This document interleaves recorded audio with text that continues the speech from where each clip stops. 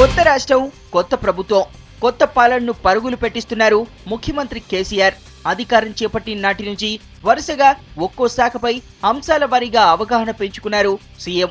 ఇప్పటి వరకు తన దృష్టికి వచ్చిన లోటుపాట్లు, గతంలో వివిధ అంశాల్లో ప్రభుత్వ ప్రైవేట్ భాగస్వామ్యాల మధ్య జరిగిన ఒప్పందాలు, వాటి అమలు తీరుపై ఆయా శాఖల అధికారులను నివేదిక ఇవ్వాలని ఆదేశించారు.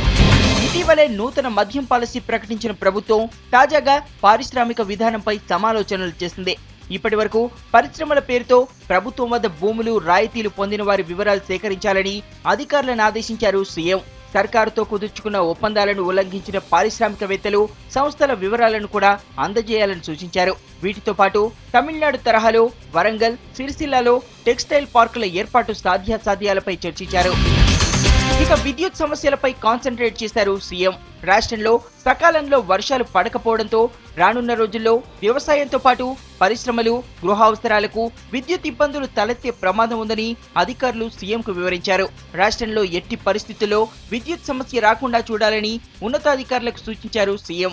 అటు పీపీఏల విషయంలో ఏపీ సర్కార్ చేస్తున్న వాదనలను సమర్థవంతంగా తిప్పికొట్టాలని చెప్పారు.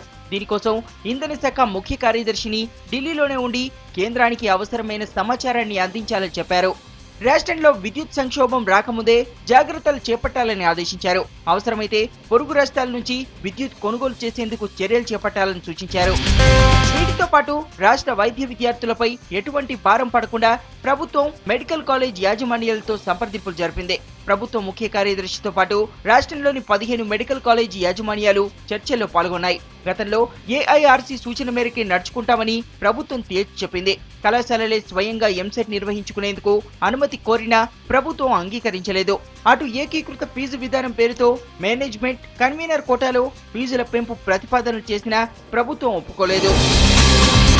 మొత్తం మీద పాలనలో సీఎం తీసుకుంటున్న నిర్ణయాలు అమల్లోకి వస్తే ప్రజల సమస్యలు కొంతైనా తీరుతాయి.